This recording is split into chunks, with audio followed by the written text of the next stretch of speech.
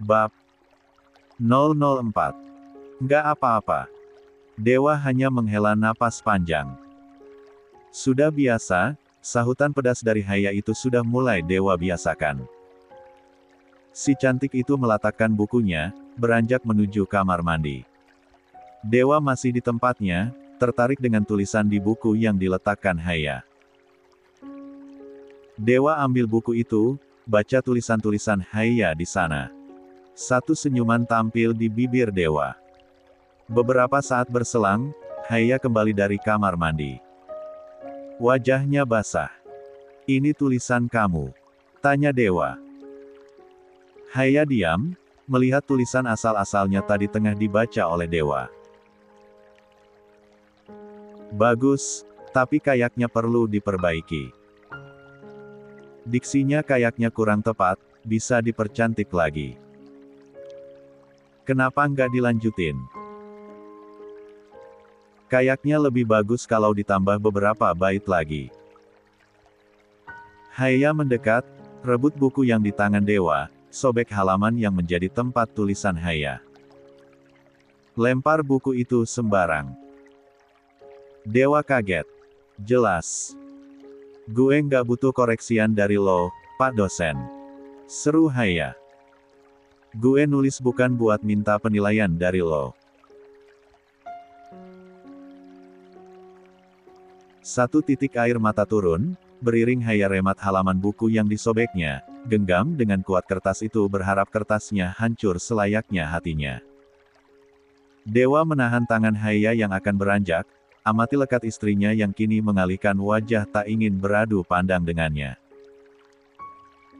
"Kenapa kamu nangis?" selidik Dewa. Haya menggeleng pelan. "Bukan urusan lo." Tangannya lagi-lagi dicekal Dewa saat ingin beranjak. Dewa mendekat, angkat lembut dagu Haya, bimbing istrinya untuk memandangnya. Benar, Haya baru menangis. Dewa bisa simpulkan itu dengan mudah. "Tell me what's wrong, Haya," kata Dewa. Haya masih bungkam, pandang Dewa dengan lekat. Dan itu cukup jadikan mata serupa kucing itu merembang lagi. Bibirnya sedikit gemetar saat ingin bicara, seolah ragu, seolah ada ketakutan tersendiri untuk berkata. "Haya." Haya pukul pelan dada Dewa. "Gue benci sama lo," lirihnya. "Gue ngerasa bersalah sekarang. Jangan tanya kenapa gue nangis, gue ngerasa bersalah. Gue nggak suka." Dewa kembali cekal tangan istrinya. Tak lagi bertanya, tak lagi menuntut jawaban dari Haya. Dewa memilih 68 untuk menarik tubuh mungil istrinya itu dalam dekapnya. "Pergi." Ucapan Haya teredam, saat Dewa mempererat pelukannya. Haya terisak, remas fabrik kemeja suaminya. Dewa sendiri masih bungkam, mendengar sayup-sayup suara tangis sang istri, kepalanya perlahan diasuh nyeri, dalam hati riuh menyumpahi diri sendiri. "Nangis kalau mau nangis," bisik Dewa. "Saya nggak bakal tanya lagi kamu kenapa." Dan Haya kini hanya diam. Hangat dan kalut saling terpaut, tubuhnya yang tadi memberontak memilih diam dalam hangat. Sisa asanya lesap, lebur tak tersisa dalam pelukan Dewa. Pun jauh di hati kecil Dewa, terbesit rasa salah luar biasa. "Maaf, Haya." Haya memejamkan mata, benci kalimat itu. Haya benci permintaan maaf dari orang-orang yang berjanji padanya. Haya benci luar biasa pada tiap-tiap kalimat yang membuatnya dibelai luka. Pun kali ini kepalanya pening bukan main, gelisah luar biasa. "I hate you," kata Haya setelah beberapa lama. Dewa tolak menjawab apapun, perlahan lepas pelukannya. Temui netra serupa kucing yang sok marah tapi dipenuhi air mata, sayu luar biasa.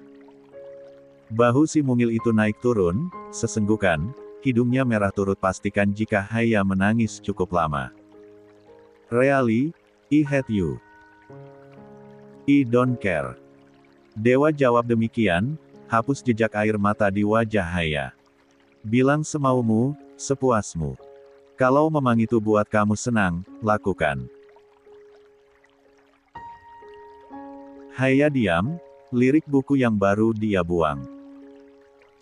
Tengah tertelungkup dengan mengenaskan di lantai.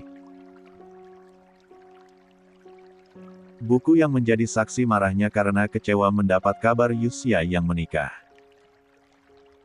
Ah, mengingat itu Haya jadi merasa gila. Dewa melangkah menuju buku yang dibuang Haya, diambilnya buku itu dan disodorkannya pada sang istri.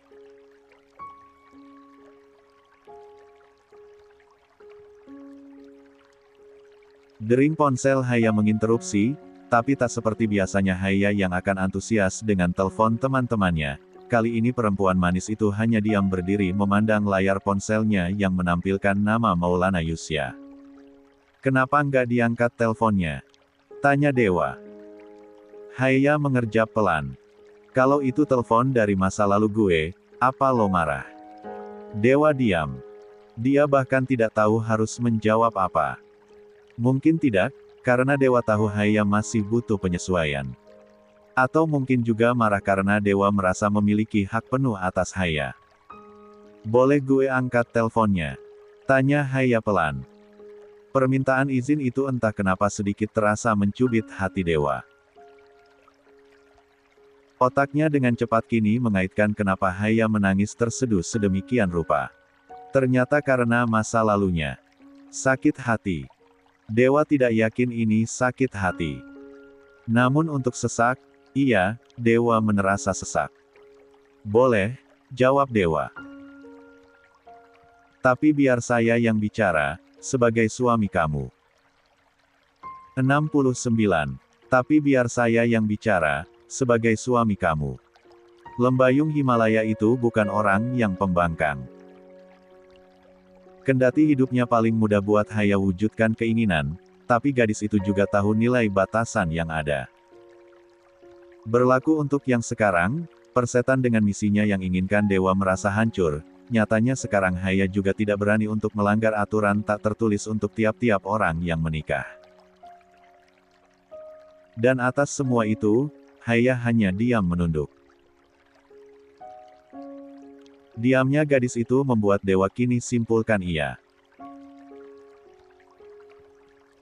Maka, dengan itu, Dewa kini angkat panggilan suara dari kontak bernama Maulana Yusia tersebut. Sengaja untuk loudspeaker agar Haya juga bisa mendengar apa yang dikatakan oleh Yusia. Halo.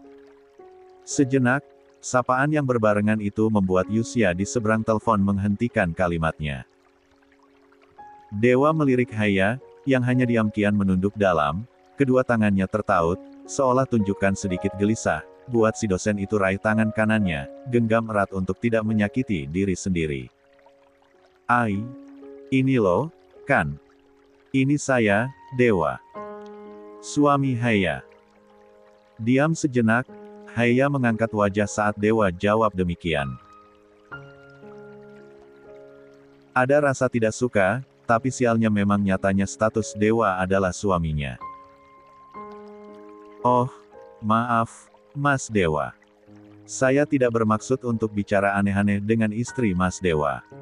Saya hanya ingin bicara untuk yang terakhir kali dengan Haya. Bicara tentang apa? Tenang, Dewa sahuti demikian. Kendati tidak tahu jika di seberang sana, Yusia sedikit menjeda akan bicara apa. Beberapa detik kemudian, Yusia menjawab. Tentang pernikahan saya. Saya hanya berniat mengundang Haya ke pernikahan saya. Dewa kembali pandang Haya, si manis itu terlihat menyeka air matanya. Cukup jadikan Dewa mengerjap pelan. Harusnya ini kabar yang baik, kan? Saya juga mau minta maaf pada Haya, atas semua kesalahan saya dan janji saya yang tidak saya penuhi. Saya mau ucapkan selamat pada Haya untuk pernikahannya, semoga dia bahagia. Hanya itu. Dewa tersenyum samar, terdengar sedikit nelangsa suara Yusya.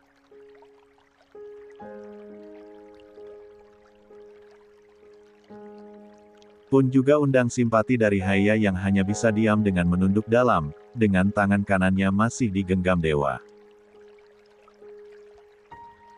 Haya sudah mendengarnya, kata Dewa. Maafmu sudah tersampaikan. Selamat juga atas pernikahanmu, Haya akan datang bersama saya nanti. Tidak ada jawaban dari Yusya sampai beberapa saat. Dewa juga tidak akan keinginan untuk memberikan ponsel Haya pada sang pemilik. Ada hal lain yang ingin kamu bicarakan? Tanya Dewa setelah beberapa saat tak ada suara dari Yusya. Tidak ada. Hanya itu. Kalau begitu, saya tutup teleponnya. Iya, lirih Yusya. Sekali lagi, saya minta maaf pada Haya. Dewa kembali melirik istrinya. Maafmu diterima. 70. Dan setelahnya, panggilan suara itu terputus secara sepihak. Dewa yang putuskan, sengaja untuk tidak berlama-lama jadikan panggilan dari Yusya sebagai sumber kesedihan Haya. Dewa sodorkan ponselnya, yang diterima dengan Haya dengan ragu. Heskin, komentar Dewa. Iya, dia nggak kayak lo.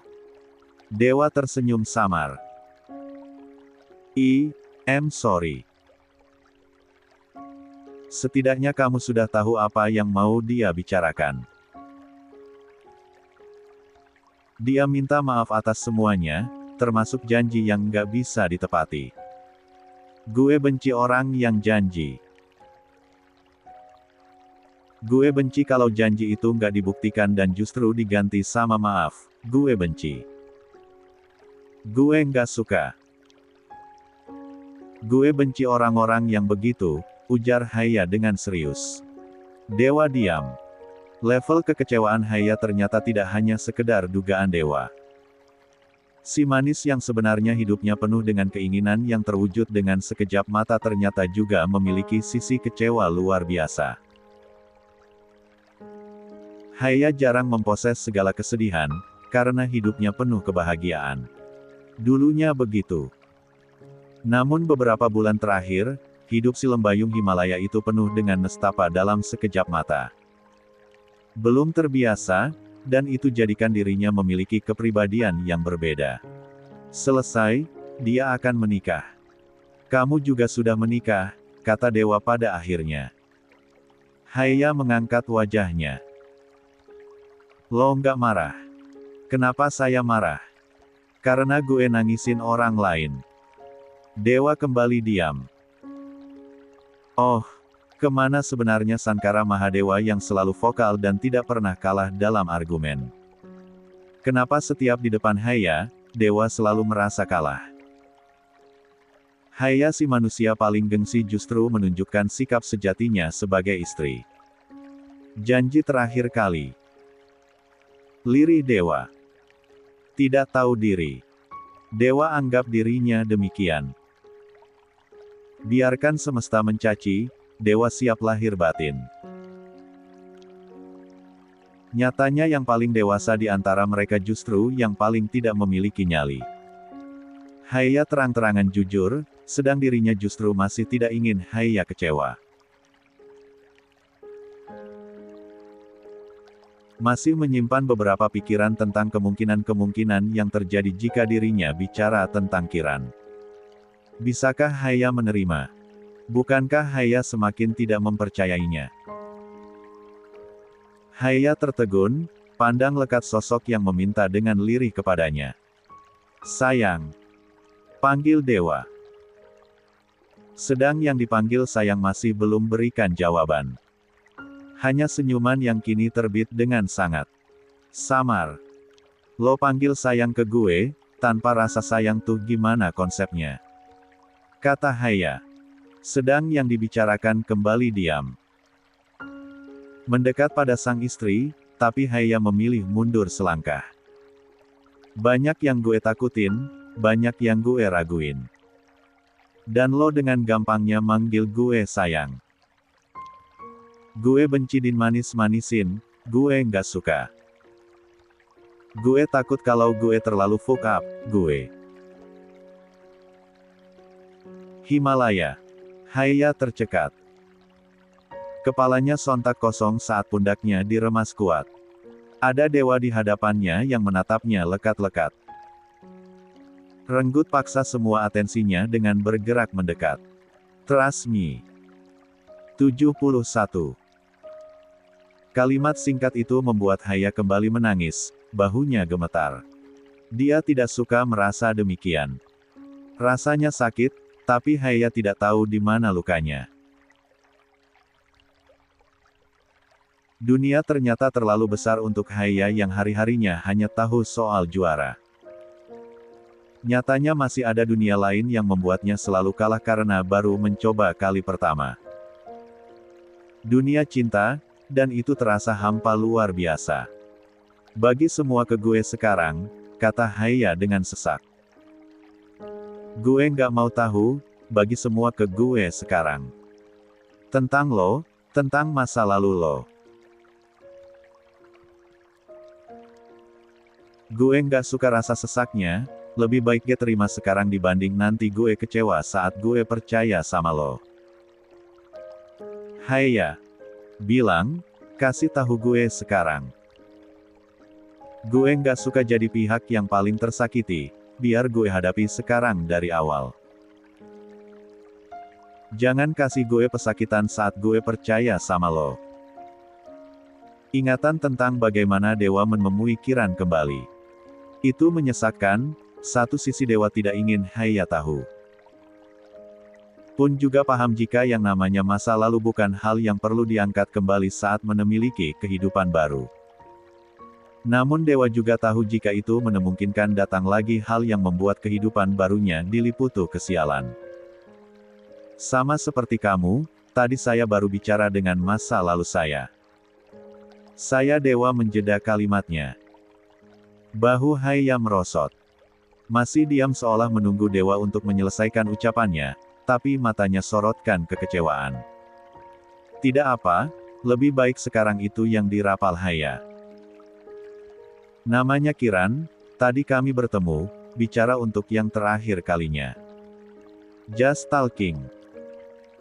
Pertanyaan itu membuat dewa tertegun. Wihuk.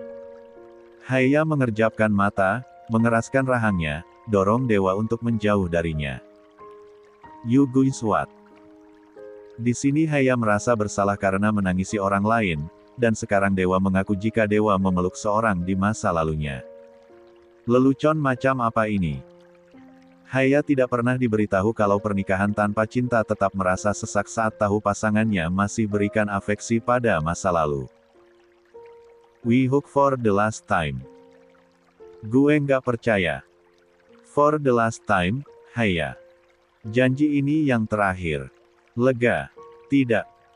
Kendati memang cukup bisa buat Haya merasa menang atas dewa. Si manis itu pandang ke meja yang dikenakan dewa, entah kenapa merasa berbeda. Aromanya mendadak tidak sama menenangkan seperti tadi. Buang ke mejanya, gue nggak suka ada bekas orang lain, kata Haya tunjuk ke meja dewa. Haya. Buang ke mejanya. Seru Haya. Tubuhnya gemetar, bahunya naik turun tanda dikuasai amarah. Cemburu. Tidak. Haya tidak yakin itu cemburu, hanya ketidakinginan berbagi.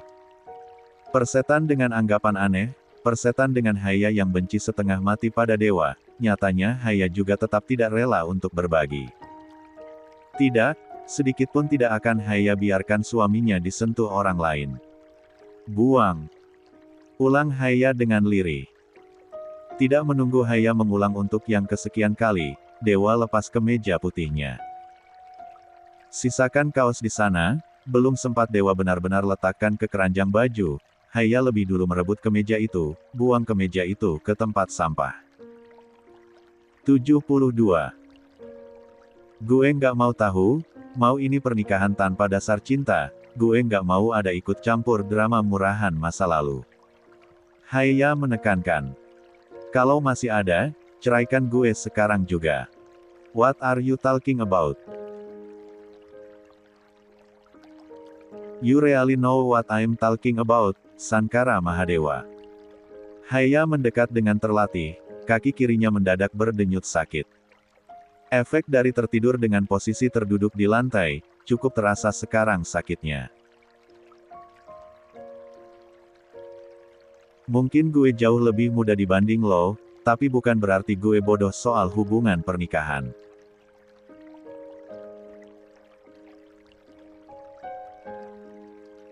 Gue benci sama lo, tapi nggak dengan pernikahan sakral ini. Dewa menarik napas panjang, memejamkan matanya sejenak. Merinding tengkuknya saat mendengar Haya bicara demikian. Penilaiannya salah, Haya memang cukup menakutkan jika mau. Tidak ada Haya yang kemarin begitu manja bak anak kucing. Lembayung Himalaya mode serius itu benar-benar menakutkan. Saya sudah tidak ada hubungan apapun dengan Kiran, kata Dewa memastikan. Dia menghubungi saya karena memang kaget dengan pernikahan kita. Saya sudah bicara dan dia menerima, sama seperti Yusya. Jangan bawa-bawa Yusya. Posisi mereka sama, jangan curang. Haya bungkam. Iya, mungkin sama, tapi Haya masih tidak terima jika Yusya dipadankan dengan Kiran yang sampai dipeluk oleh Dewa dengan dalih untuk yang terakhir kali. Kendati jauh di hati kecilnya juga ingin, setidaknya untuk bertatap muka. Dewa mendekat, hapus jarak antara dirinya dan Haya. Kami sudah berakhir. We are over, Haya. Trust me. Haya mengerjap pelan, seka air matanya dengan kasar. Pantang terlihat lemah di depan Dewa, tapi sialnya rasa sesaknya tidak bisa bersahabat. Kendati penasaran pula dengan sosok yang disebut-sebut sebagai Kiran itu. Apa cantik? Apa lebih dibanding dirinya? Seberapa lama menjalin hubungan dengan Dewa? Apa Dewa masih mencintainya? Namun sederet pertanyaan itu pantang Haya lontarkan. Dia tidak sebodoh itu menyakiti diri sendiri untuk mengungkit masa lalu. Buang semua kenangan soal dia, buang ingatan soal dia. Jangan ungkit masa lalu lagi, jangan bicara masa lalu lagi, tutur Haya menuntut. Saya Jani. Jangan janji, gue udah cukup muak sama orang yang janji. Dewa menghela napas. Lalu saya harus apa biar kamu percaya? Haya bisa buat daftar soal hal apa saja yang pantas dapat maafnya. Tapi ia pribadi yang benci konfrontasi. Kalimatnya melayang dalam kepala dan pergi. Cuma sanggup ajukan hening sebagai reaksi. Haya. Dewa masih mencoba dengan sabar menunggu jawaban pasti. Oh, Haya juga tidak tahu harus apa. Dia hanya ingin hidup berjalan dengan semestinya, tanpa janji yang bisa saja buat luka. Sayang. Brengseklah. Sankara Mahadewa memang paling pandai jadi sosok penawar aman, lagi, Dewa hapus jaraknya, tangkup kedua pipi Haya. Kamu mau saya apa? Tanya Dewa lembut. Sekian detik, Haya tidak temukan jawaban apapun. Dan memang tidak ingin apapun. Haya ingin merasa dicintai dengan bukti nyata, tidak seperti Yusya yang hilang tiba-tiba saat Haya percayakan cinta. Hanya itu. 73. Namun rasanya sedikit naif jika Haya harapkan itu dari orang yang paling ia benci. Hukme, dan gue bakal hapus jejak Kiran selamanya, kata Haya pada akhirnya. Sore. Dan setelahnya Haya kini Dewa dekap. Hangat. Persetan dengan misinya, Haya akan selesaikan perasaan sesaknya lebih dulu. Katakanlah pelampiasan, tapi ini yang Haya butuhkan. Sampai lo masih bahas Kiran atau Yusya, gue bakal pulang ke rumah dan gak balik lagi ke sini. 74. Pembicaraan yang cukup intens sore kemarin membuat Haya lebih lega. Oh, Haya tidak yakin tentang itu. Hatinya masih sesak saat mengingat jika Yusya menikah dan Dewa yang memeluk Kiran. Namun waktu terus berjalan, dan Haya tidak mungkin tinggal, kan? Lembayung Himalaya bukan perempuan yang suka menangis meratapi hidup. Kendati cita-citanya sudah tidak bisa dia raih, tapi Haya tahu jika semesta tidak hanya memiliki satu pintu untuk sediakan bahagia. Om Dewa, panggil Haya pada Dewa yang baru saja masuk ruang tengah, baru menukar kunci mobil Mita yang berangkat ke sanggar seni dengan mobilnya. Semalam Mita mengeluhkan mobilnya yang sedikit tak nyaman, maka hari ini Dewa akan bawa mobil sang ibunda ke bengkel dekat kampusnya. Dalam, sayang. Kenapa? Haya mengerjap pelan, dia belum terbiasa dengan jawaban itu. Ingin protes, tapi tidak dipungkiri kalau Haya juga suka. Hari ini ke kampus sampai jam berapa? Tanya Haya. Dewa terlihat sedikit berpikir, dan melihat jam tangan di pergelangan tangannya. Mungkin siang, soalnya Buna bilang butuh bantuan di sanggar. Ada persiapan untuk pertunjukan. Oh, gitu ya. Dewa diam, menyelidik pada istrinya yang terlihat mengalihkan pandangannya setelah mengangguk pelan paham. Ada apa? Tanya Dewa. Bosan di rumah ya? Haya menggembungkan pipi, jujur iya. Rumah Dewa itu unik, luas, banyak hal yang menarik untuk Haya. Halaman belakangnya sangat luas dengan kolam ikan, saung dan juga berbagai tanaman. Namun itu tidak cukup membuat Haya merasa betah, mengingat sebelum ini Haya adalah atlet, yang selalu aktif ke sana-sini. Mau ikut saya ke kampus? Sekalian kamu lihat-lihat kampus Dharma Wangsa, mana jurusan yang bakal kamu pilih nanti kalau memang mau kuliah di sana. Memang boleh. Boleh dong, kenapa nggak boleh? Haya menggigit pipi bagian dalamnya. Tidak juga. Haya tidak ingin ke kampus Dewa. Dia masih tidak siap untuk bertemu dan diperkenalkan sebagai istri Dewa di kampus tempat suaminya bekerja. Siap-siap. Kita berangkat sekarang, kata Dewa.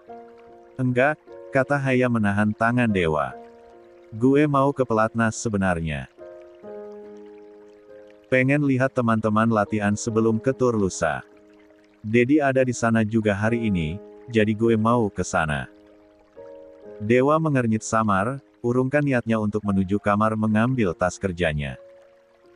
Haya terlihat sedikit ragu untuk meminta, bak anak kecil yang ingin pergi untuk main jauh pertama kalinya. Boleh. Cicit Haya. Lihat teman-teman latihan. Ulang Dewa yang mendapat anggukan dari Haya. Just friends. Haya mendengkus. Just friends? Kita udah bicarakan ini kemarin. Gue nggak main-main ya sama apa yang gue omongin. Lagian ada Dedi di sana, lo nggak perlu khawatir gue selingkuh. Ucapan Haya terhenti, saat pipinya dikecup. 75. Iya, saya antar. Siap-siap. Ayo berangkat. Haya berdeci pelan, mengikuti Dewa yang melenggang begitu saja setelah mengecup pipi Haya. Tidak tahukah si dosen itu jika Haya cukup jantungan karenanya? Ya, Dewa mana mau tahu. Dewa ambil laptopnya, memasukkannya ke tas yang ada di meja kerjanya. Sedang Haya tinggal mengambil blazer panjangnya dan juga topi, tak lupa dengan tas kelincinya. Si manis itu mengerjap pelan, kritik penampilan dewa yang begitu rapi dari ujung kepala hingga ujung kaki. Kemudian melihat diri sendiri yang hanya sekadar memakai baju biasa dengan celana panjang dan juga blazer. Rambut seadanya Haya ikat dan juga topi. "Om," panggil Haya yang membuat dewa berdeham pelan. "Di kampus ada aturan berpakaian nggak?" Secara tertulis nggak ada, tapi tetap karena ranahnya pendidikan jadi harus menyesuaikan.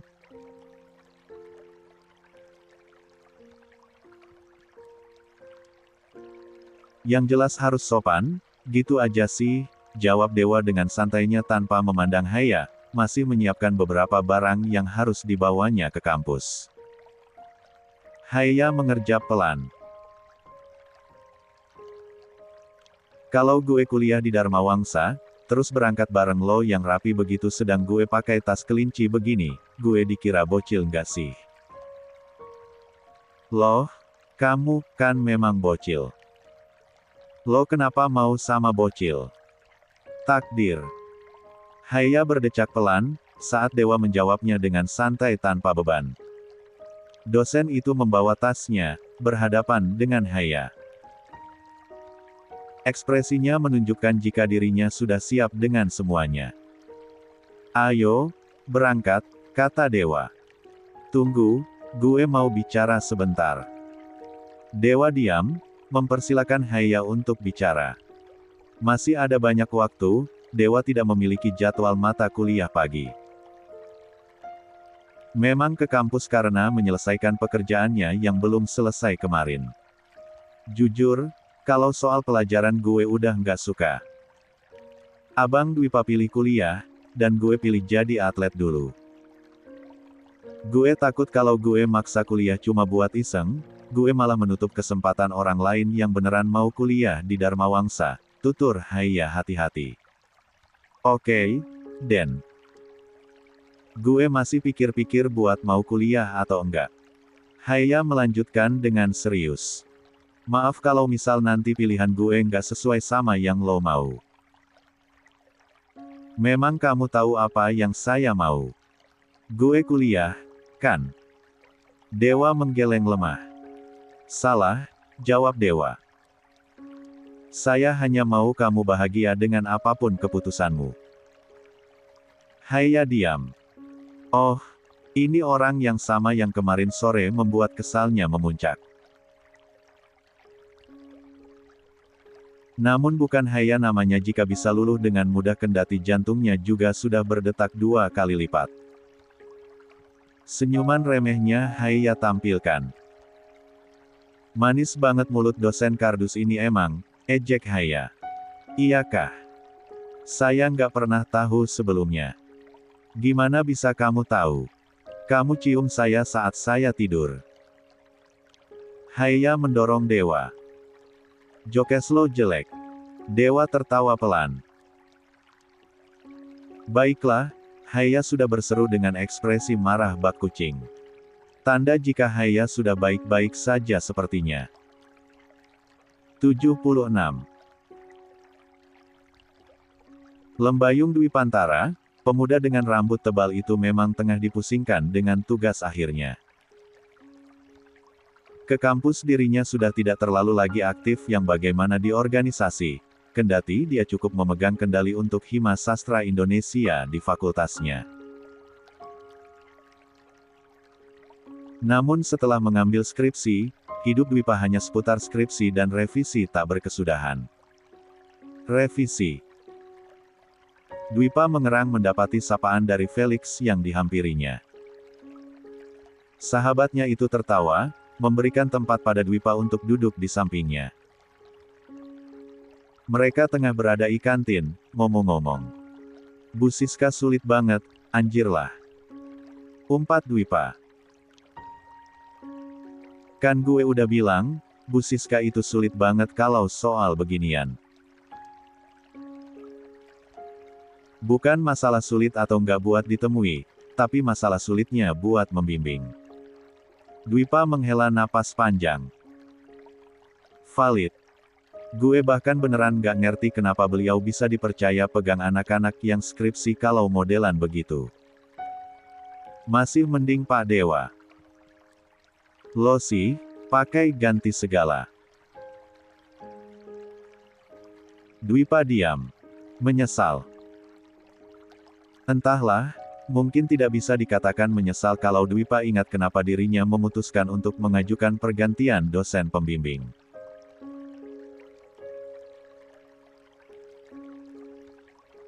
Sekalipun memang Dewa itu cukup menjadi dosen favorit karena seriusnya membimbing, kendati harus siap juga dengan marah yang tak bisa ditoleransi jika ada kesalahan. Tapi gue jadi penasaran, gimana jadinya kalau lo tetap sama Pak Dewa skripsinya? Lo panggil Pak Dewa tetap Pak atau adik ipar? Dwipa melirik Felix dengan tajam, yang membuat sahabatnya itu tertawa. Sorry, Dude. I just curious. Dwipa tak menjawab, mengambil kentang goreng yang ada di depan Felix. Memakannya tanpa izin dari sang empu. Felix tak masalah, karena bab 2-nya baru saja di-ACC hari ini oleh Dewa. Gue nggak tahu gimana jadinya kalau misal gue ikut lo buat pindah. Ucapan Felix terhenti saat dering ponsel Dwipa menginterupsi. Dewa meletakkan kentang gorengnya, mengambil ponsel yang ada di saku jaketnya. Mommy is calling. Hadeh, ada apa lagi ini Kanjeng Ratu, gumam Dwipa. Gue aduin Tante Yumna lo ya, sahut Felix. Diem lo ih. Felix tertawa, biarkan Dwipa kini melipir untuk mengangkat panggilan suara dari sang ibunda. Ah ya, untuk mahasiswa semester pejuang tugas akhir seperti mereka, memang segala sesuatu bisa sangat sensitif.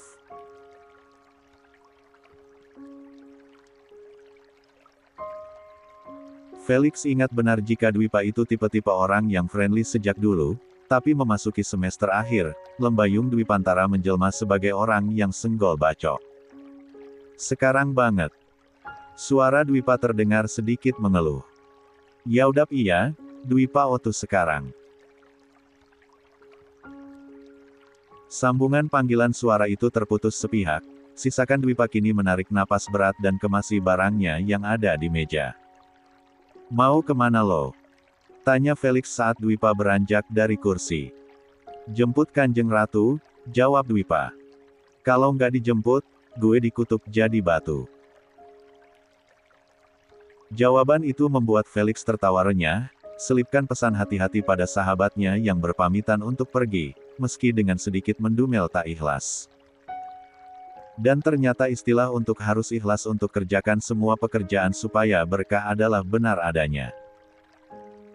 77. Karena kesialan benar-benar menghampiri Dwipa yang pikirannya terbagi antara jalanan, marah pada Yumna, dan juga skripsinya. TINNN. Dwipa bunyikan klakson saat ada mobil yang menerobos lampu merah dari arah kiri, padahal lampu tengah hijau untuk Dwipa.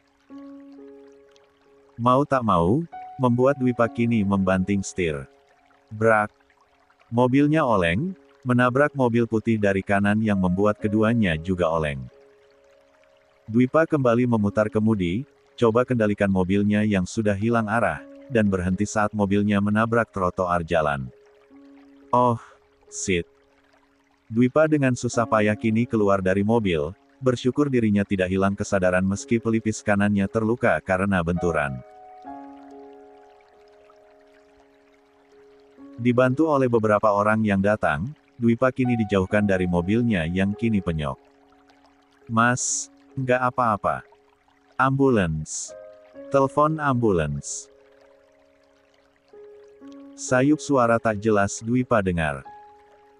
Pandangannya kabur, saat melihat mobil putih yang ditabraknya itu pintunya terbuka, ada anak kecil yang menangis, keluar bersama dengan sang ibunda disusul oleh seorang laki-laki. Syukurlah tidak apa-apa. Mas. Oh ini nih yang bikin mobil masnya oleng. Nyetir yang hati-hati dong. Namun Dwipa rasa kepalanya semakin memberat sekarang. Orang-orang yang menolongnya kini seperti mozaik, suara mereka yang memastikan dewa baik-baik saja kini menjadi denging yang menyakitkan telinga. Detik berikutnya, Dwipa tak sadarkan diri. 78. Panik. Satu kata itu cukup mewakili Yumna setelah mendapat kabar anak lelakinya kecelakaan. Jelas saja, traumanya karena Haya yang kecelakaan masih ada, dan sekarang dihadapkan dengan anak lelakinya yang mengalami hal yang serupa. Sungguh, Yumna tidak bisa tenang barang sejenak setelah mendapat kabar Dwipa sekarang di rumah sakit. Sedang yang dikhawatirkan sudah sadarkan diri. Matanya mengerjap pelan, dan merasakan sensasi tubuh remuk luar biasa saat mencoba untuk bergerak. Masih ada perawat yang ada di ruang UGD tempatnya berada. Dwipa berdecak pelan saat merasakan pelipis kanannya terdapat perban. Beruntung tidak ada cedera serius, sungguh, Dwipa sangat bersyukur untuk itu. Pintu terbuka, seseorang memasuki ruangannya, langsung dihampiri oleh perawat yang tadi ada di ruangan Dwipa. Sudah selesai semuanya, dokter. Dwipa mengernyit samar. Dokter. Dwipa tidak melihat jas dokter pada orang yang dipanggil dokter itu. Sedang orang yang dituju mengangguk pelan, Dwipa tak terlalu jelas menangkap orang yang dipanggil dokter itu bicara apa, yang jelas setelahnya perawat tadi keluar dari ruangan. Hai. Dwipa mengerjap pelan. Mendapat sapaan hai dari orang yang dipanggil dokter itu agak aneh. Terlebih kini orang tadi seorang perempuan berkacamata, dengan rambut panjang yang terikat, dan mengalungi stetoskop berjalan ke arahnya. Apa ada keluhan? Tanya orang itu. Kiran. Dwipa menggeleng pelan, memang tidak ada keluhan kecuali pelipis kanannya yang berdenyut. Sekian detik berikutnya, Dwipa membelalakan mata, teringat sesuatu. Bagaimana dengan orang yang di lokasi? Apa mereka terluka? Mobil putih. Mereka baik-baik saja, kata Kiran menyahuti. Mereka sudah saya tangani tadi. Dwipa menghela napas lega. Alhamdulillah, gumamnya. Jawaban dari Kiran itu mengonfirmasi pula jika Kiran memang dokter di rumah sakit itu. Meski masih ada sedikit skeptis pula kenapa seorang dokter tidak terlihat seperti dokter di rumah sakit itu. Saya mau minta maaf, kata Kiran. Tiba-tiba, Dwipa berkedip pelan, sedetik, 2 detik, hingga akhirnya membelalakan mata saat dugaan dan juga pikiran-pikiran aneh menghampirinya. Minta maaf. Kenapa? Ada yang salah. Saya nggak kenapa-napa, kan, dok? Atau saya harus operasi? Astaga. Dwipa heboh sendiri. Atau otak saya bermasalah karena benturan jantung, paru-paru, tangan, kaki. Kiran menggeleng ribut, mendekat tenangkan Dwipa yang mendadak khawatir tak jelas dengan hebohnya. Bukan, kata Kiran. Dok, saya beneran trauma sama yang beginian. Adek saya kecelakaan dan harus kehilangan kaki, masnya baik-baik aja kok, sahut Kiran lebih dulu.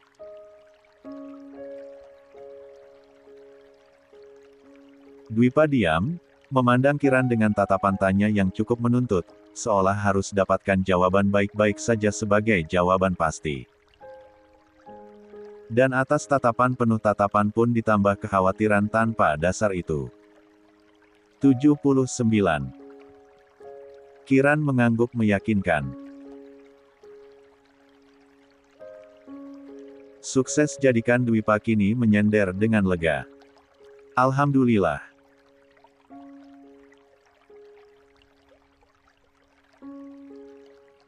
Kendati gumaman syukur itu terdengar dari Dwipa, Kiran menelan salivanya dengan tercekat, melihat bagaimana Dwipa yang begitu ekspresif tentang segala sesuatu yang terjadi, membuat dokter itu terlihat sedikit ragu untuk bicara. Terus, Dwipa mengernyit samar pandang Kiran dengan kritik. "Dokter ngapain minta maaf sama saya?" Kiran menyentuh tengkuk kepalanya sendiri, tersenyum segan. "Saya minta maaf, karena saya yang terobos lampu merah." Dan kalimat dari Kiran itu membuat Dwipa kembali duduk tegak. Pandang si dokter yang dengan pandangan tak percaya. Komedi. Orang yang membuatnya masuk rumah sakit, sekarang menjadi orang yang mengobatinya. Dwipa tidak tahu harus menanggapi bagaimana, meski kesal masih mendominasi, tapi setidaknya kabar jika orang yang turut ikut menjadi korban dari kecelakaan itu tidak apa-apa membuatnya lega. "Saya tadi buru-buru, ada pasien yang harus saya tangani tadi dan saya nggak lihat lampu merahnya. Maaf, saya malah membuat mobil Masnya hilang kendali. Saya tidak bermaksud untuk melanggar aturan lalu lintas, tapi tadi memang sedikit darurat," tutur Kiran. Dwipa masih diam, masih memandang Kiran dengan sedikit kritik. Bisa-bisanya seorang yang terpelajar menerobos lampu merah. "Saya benar-benar minta maaf," kata Kiran menunduk dalam. "Tunjukkan penyesalan," terdengar nada tulus pula di sana.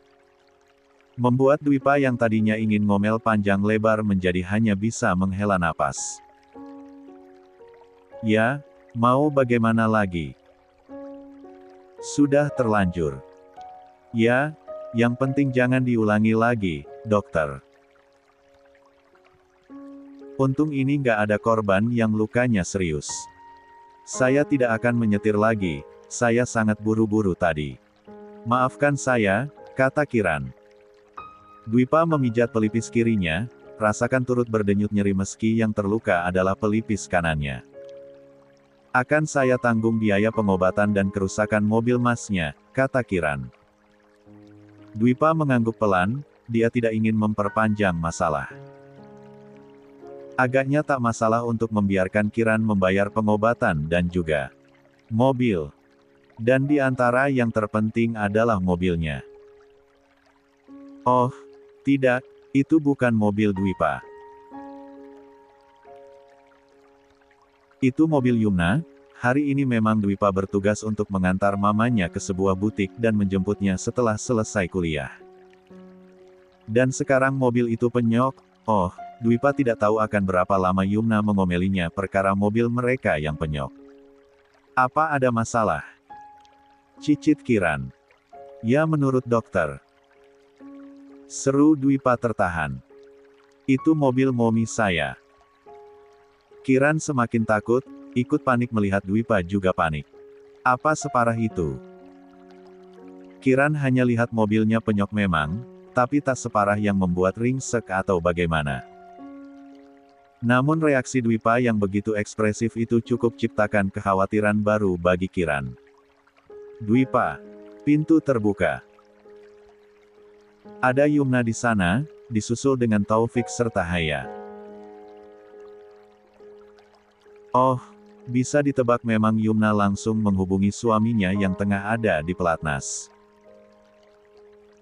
Instan, Haya yang tadi di sana untuk mengunjungi teman-temannya langsung ikut Taufik ke rumah sakit setelah Yumna menghubungi. 80. Ya Allah. Yumna langsung mendekat pada anak lelakinya, tangkup kedua pipi Dwipa, periksa keadaan anak lelakinya. Terlihat jelas bagaimana khawatirnya seorang ibu dari sorot mata Yumna. Dwipa bisa mengerti, sungguh bisa mengerti. Baru beberapa bulan lalu Yumna mendapati anak bungsunya kecelakaan, dengan keadaan yang begitu mengenaskan. "Kamu nggak apa-apa, kan? Ada yang sakit? Bilang sama Momi, Abang. Tangan, kepala, atau mana yang sakit?" Beriring dengan air matanya, Yumna bertanya beruntun. Sedang Taufik juga mendekat. Sedikit lega mendapati Dwipa terbilang baik-baik saja meski ada perban di pelipis kanannya. Hanya Yumna yang memang khawatirnya terlalu. Dwipa baik-baik aja, Mom. I'm okay, really, kata Dwipa menjawab. Yumna menarik napas lega, peluk anak lelakinya. Harus baik-baik aja, anak Mommy harus baik-baik aja. Jangan ada yang luka, jangan sampai ada yang luka. Dwipa tertegun. Rasakan lengan kanannya ditepuk pelan oleh Taufik, Dwipa menoleh dapati Taufik tersenyum dan mengangguk tanda lega anak sulungnya tidak apa-apa. Kiran mundur, berikan ruang untuk keluarga lembayung itu berinteraksi. Berikan ruang lebih untuk Haya yang tadi berdiri di sebelahnya, untuk bisa mendekat pada keluarganya. Abang, panggil Haya pelan yang membuat Dwipa menoleh. Yumna lepas pelukannya, biarkan Haya mendekat. Ah, begini ya khawatirnya. Haya memaklumi. Keluarganya memang belum bisa dikatakan untuk biasa saja saat menerima sebuah berita kecelakaan dari anggota keluarga. Abang gak apa-apa, Dek. Haya menggembungkan pipi, merembang matanya memandang Dwipa. Cukup jadikan Dwipa kini tersenyum, tarik pelan tangan Haya dan peluk adiknya yang sebenarnya adalah partner ributnya saat dulu masih di rumah. Kiran di tempatnya tersenyum samar. Sebagai dokter, dirinya sudah berkali-kali dapati interaksi dari keluarga-keluarga pasien yang ditangani. Bukan hal yang asing, tapi interaksi seperti ini tidak pernah gagal untuk membuat hatinya menghangat. Beneran gak apa-apa? Tanya Haya melepas pelukannya. Dwipa mengangguk, seka jejak air mata Haya. Gak apa-apa. Kalau nggak percaya, tanya aja sama dokternya, ujar Dwipa memandang ke arah Kiran. Sedang yang disebut kini mengangguk segan saat ketiga anggota keluarga Dwipa memandangnya. Benar anak saya tidak apa-apa, Dok. Tidak ada luka yang serius, kan? Tanya Taufik pada Kiran. Tidak ada, Pak. Masnya baik-baik saja, jawab Kiran. Dwipa berdecih pelan. Iya, tapi mobil Mommy saya nggak baik-baik aja. Ketus, Dwipa sahuti Kiran. Yumna menyeka air matanya, menepuk pelan lengan anak laki-lakinya. Dia yang nerobos lampu merah, Mom, dan itu buat Dwipa oleng. Nabrak mobil lain, dan penyok akhirnya. Dwipa masih belum puas untuk bicara. Kiran mengadu pelan, menunduk. Maaf. Nggak mau tahu, pokoknya dia yang harus tanggung jawab. K. 81. Pukul 14.35, Haya bersiap-siap untuk pulang setelah menghubungi Dewa.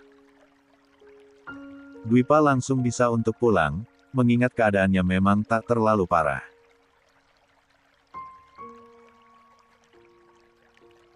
Sedang Taufik setelah mengantarkan anak dan istrinya pulang langsung menuju ke bengkel tempat di mana mobil Dwipa kini berada, sebelum akhirnya kembali ke pelatnas karena memang masih ada banyak urusan di sana terkait keberangkatan para atlet PBSI lusa. Haya yang tadinya hari ini ingin melihat teman-temannya latihan kini memilih untuk ikut ke rumah. Dewa sudah mau jemput? Tanya Yumna. Sudah. Om Dewa mau selesain tugasnya sebentar abis itu langsung jemput adek, jawab Haya. Lo manggil Pak Dewa masih Om? Celetuk Dwipa. Haya mengedikkan bahunya. Dia memang pantas dipanggil Om. Memang Om. Adek, Dewa itu suami kamu. Nggak sopan manggilnya masa gitu. Haya tidak peduli, dia tidak akan peduli dengan segala bentuk protes dari siapa saja perihal dirinya yang memanggil Dewa dengan sebutan Om. Bagi Haya panggilan itu memang cocok, tidak ada yang bisa menggantikan. Ya masa manggil Pak.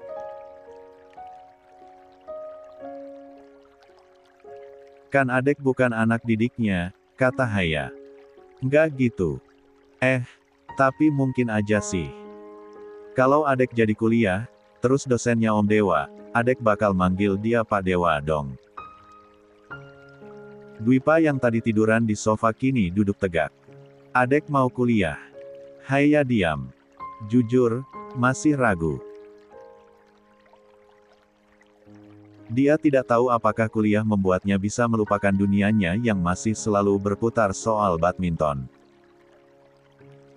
Namun jika setiap hari hanya menunggu Dewa dan Mita di rumah, Haya juga tidak merasa nyaman. Kayaknya sih gitu, adek mau bicarain lagi sama Om Dewa, jawab Haya.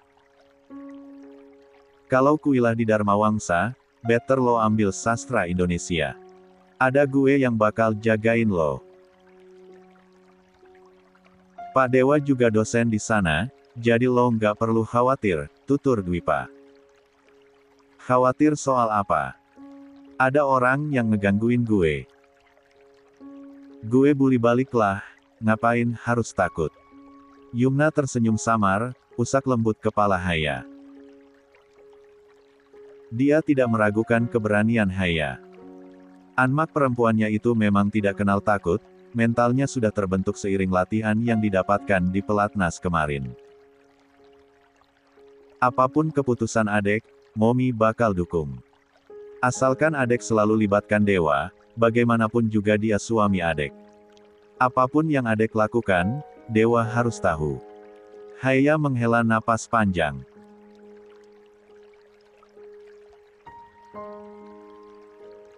Momi tenang aja, adek udah tahu kalau soal itu, ujar Haya dengan malas.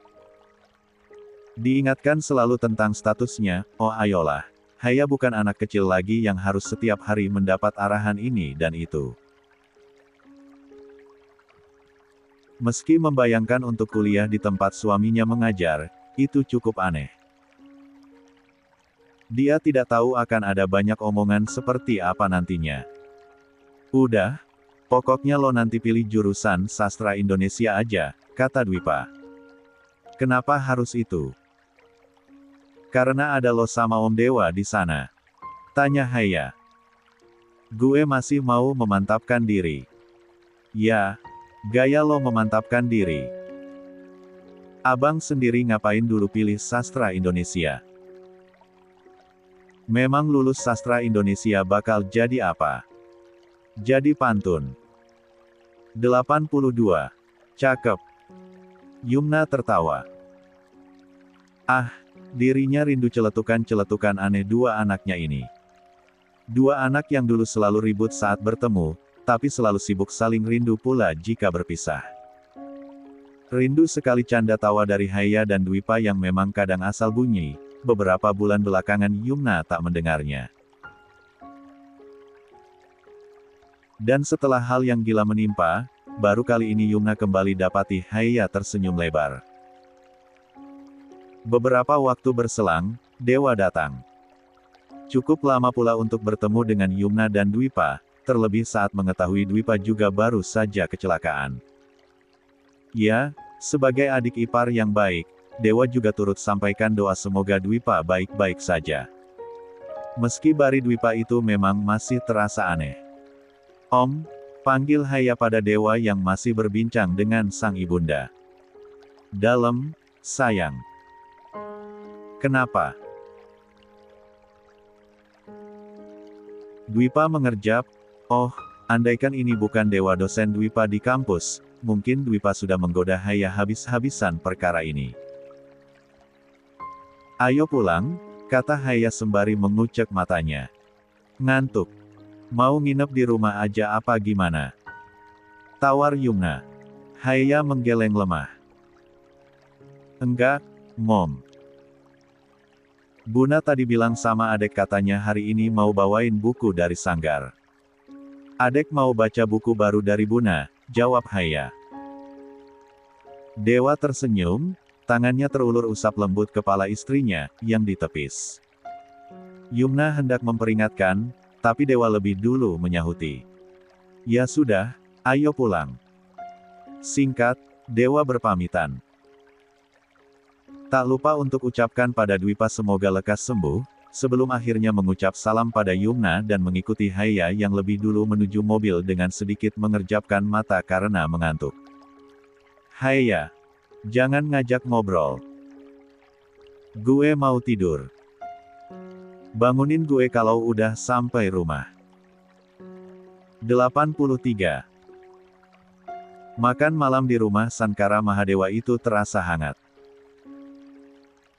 Obrolan ringan juga sedikit banyak membuat suasana serasa hangat. Tidak ada jarak yang kiranya bisa membuat Haya si anggota baru keluarga itu canggung. 3 buku tentang sastra Jawa baru Haya dapatkan dari ibu mertua. Besok ke Sanggar sama Buna, mau nggak? Tawar Mita. Haya mengangguk semangat. Tentu mau, sanggar seni milik mertuanya itu hal baru. Banyak hal yang menarik di sana, dan Mita adalah orang yang seru. Dewa ada jadwal besok? Tanya Mita beralih pada anak semata wayangnya. Ada, Buna. Minggu ini kayaknya cukup sibuk, maaf nggak bisa ikut Buna ke sanggar dulu.